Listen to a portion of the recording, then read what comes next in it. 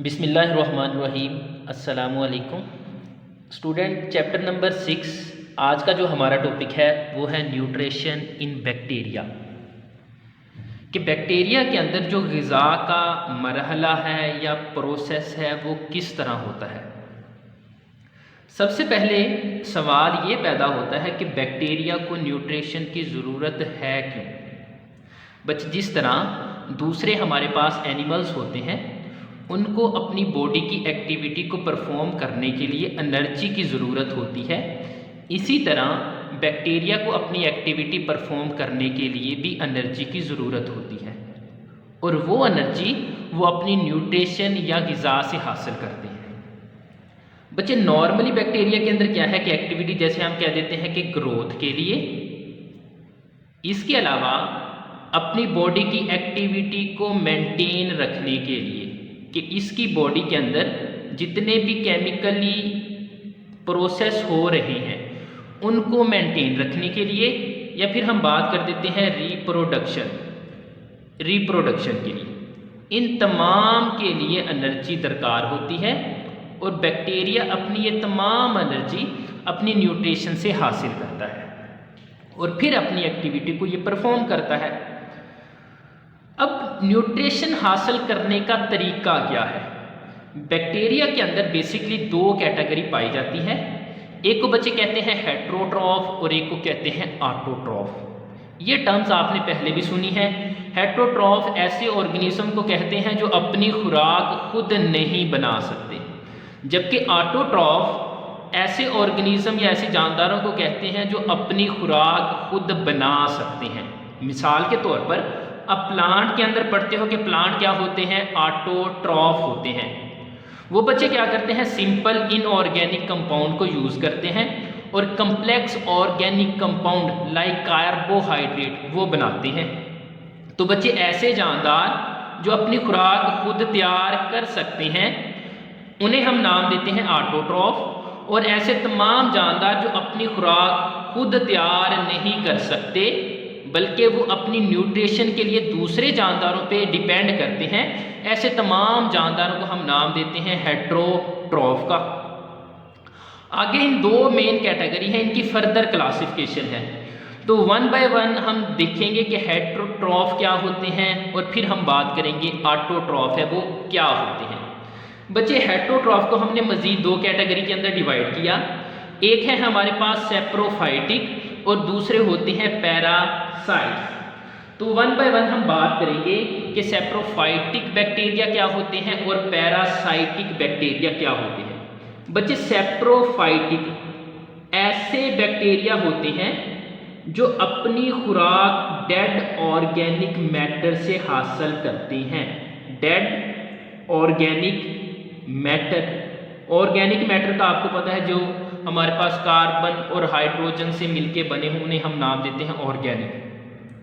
तो ये मोस्टली बच्चे जो कम्प्लेक्स डेड ऑर्गेनिक मैटर होते हैं इनसे अपनी खुराक है वो हासिल करते हैं।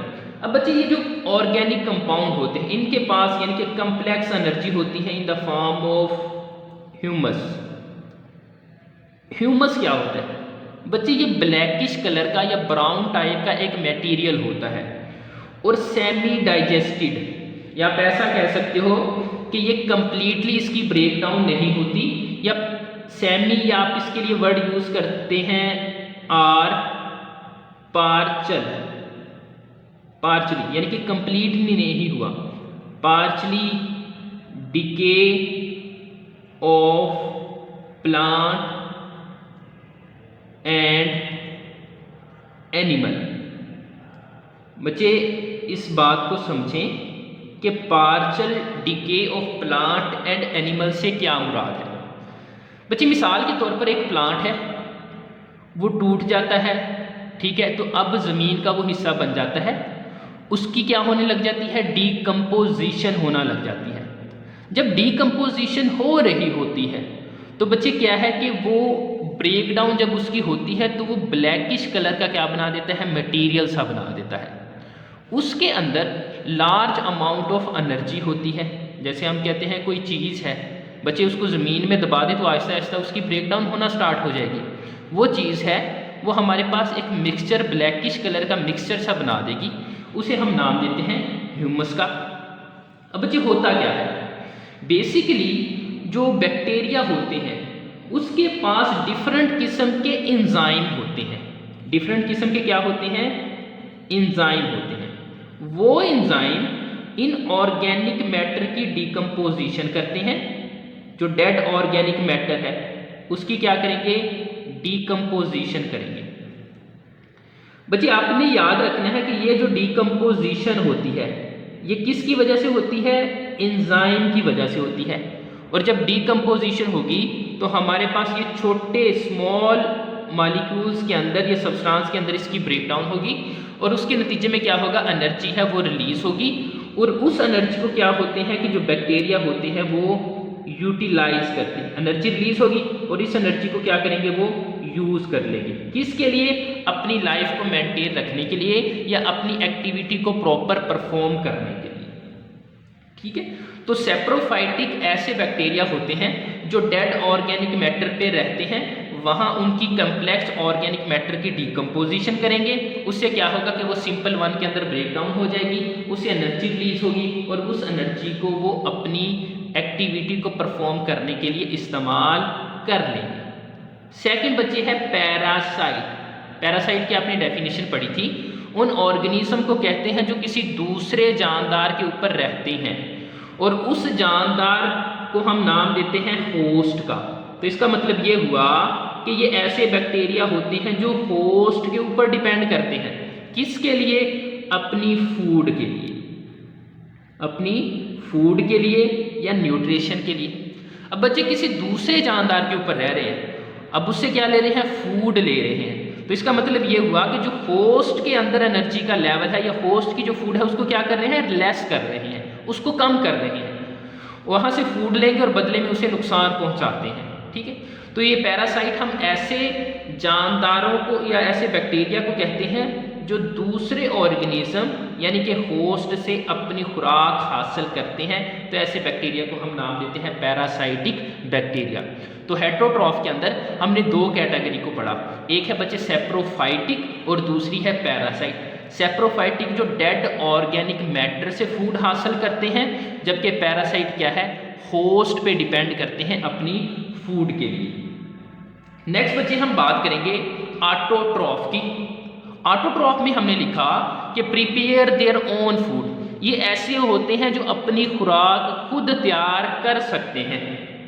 जैसे प्लांट होते हैं, तो प्लांट क्या करते हैं, सिंपल इनऑर्गेनिक सब्सटेंस को यूज़ करते हैं और कम्प्लेक्स ऑर्गेनिक सब्सटेंस उसकी फॉर्मेशन करते हैं। तो ऐसे को हम नाम देते हैं ऑटोट्रॉफिक ऑर्गेनिज्म।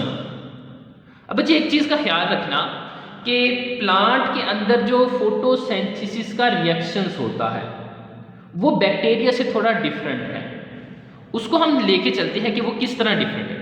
तो हमारे पास एक कैटेगरी आ जाती है फोटोसिंथेटिक ऑटोट्रॉफ, जबकि हमारे पास है दूसरे कीमोसिंथेटिक ऑटोट्रॉफ।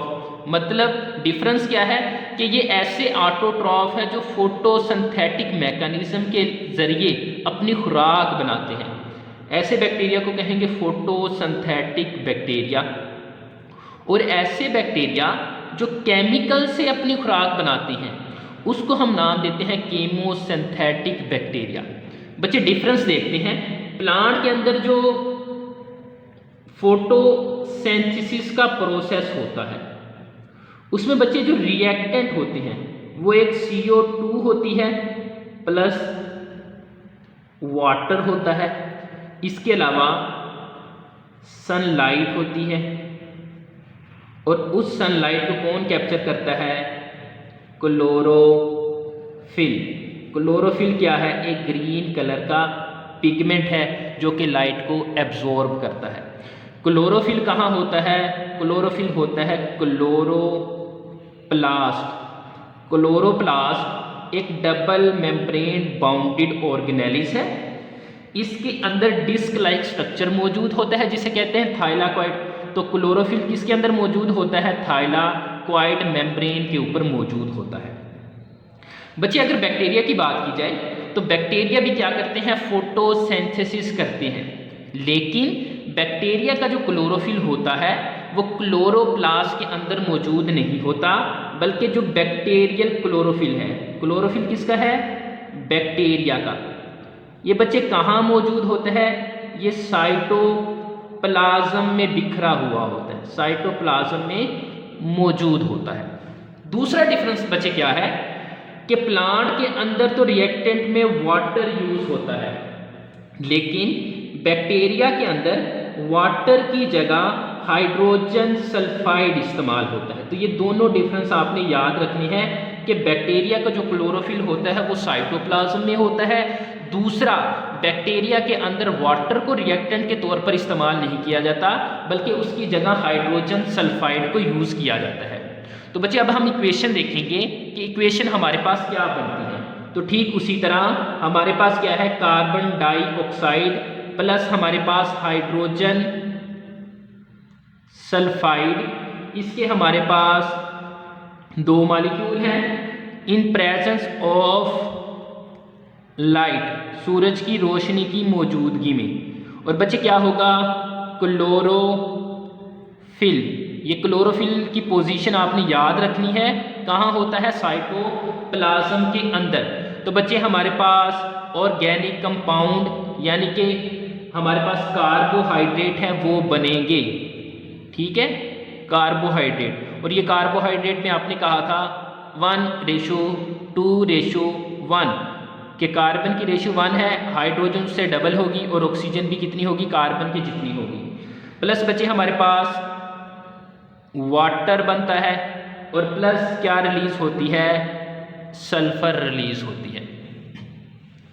तो बच्चे ऐसा प्रोसेस जिसमें फोटोसिंथेसिस के जरिए बैक्टीरिया अपनी खुराक तैयार करता है, ऐसे बैक्टीरिया को हम नाम देते हैं फोटोसिंथेटिक ऑटोट्रॉफिक बैक्टीरिया। तो ये आपने याद रखना है। बच्चे लास्ट में हमारे पास आ जाता है कीमियोसिंथेटिक ऑटोट्रॉफ, कि वो बैक्टीरिया जो अपनी खुराक तो तैयार करते हैं, लेकिन किसके जरिए? केमिकल्स के जरिए। अब उसमें बच्चे क्या आ जाते हैं? मिसाल के तौर पर आपने नाइट्रोजन फिक्सेशन बैक्टीरिया के बारे में सुना होगा। वो क्या करते हैं? नाइट्रोजन की फॉर्म को चेंज करते हैं। इसी तरह ये जो बैक्टीरिया होती हैं ये अमोनिया को यूज करते हैं, अमोनिया को। इसके अलावा नाइट्राइट या नाइट्रेट इनको यूज करते हैं, इन केमिकल्स को यूज करते हैं। इसके अलावा सल्फर है, फेरस है, आयरन है, इन तमाम को यूज करते हैं और बच्चे इनकी ऑक्सीडेशन करते हैं। तो इसको अगर हम बात करें कि chemosynthetic bacteria oxidize inorganic compound like ammonia, nitrate, nitrite, sulphur और फेरस आयरन, बच्चे इनकी क्या करेंगे? ऑक्सीडेशन करेंगे और उससे फिर क्या है कि एनर्जी को ट्रैप करेंगे, उस एनर्जी को क्या करेंगे? पकड़ेंगे। और वो एनर्जी होगी वो बैक्टीरियल एक्टिविटी को परफॉर्म करने के लिए ज़रूरी होगी या उसे वहाँ इस्तेमाल कर लिया जाएगा। तो केमियोसिंथेटिक बैक्टीरिया में आपने याद रखना है कि जो बैक्टीरिया होते हैं वो डिफरेंट किस्म के inorganic compound like ammonia, nitrite, sulphur, ferrous, iron इनको ऑक्सीडाइज करते हैं और एनर्जी को ट्रैप करते हैं और उस एनर्जी को अपनी एक्टिविटी को परफॉर्म करने के लिए इस्तेमाल कर लेते हैं। तो बच्चे न्यूट्रिशन इन बैक्टीरिया के अंदर हमने पढ़ा कि बैक्टीरिया किस तरह अपनी खुराक है वो हासिल करता है। तो आज के लेक्चर में इतना ही। अगर किसी पॉइंट की आपको समझ ना आई हो तो आप मुझसे पूछ सकते हैं।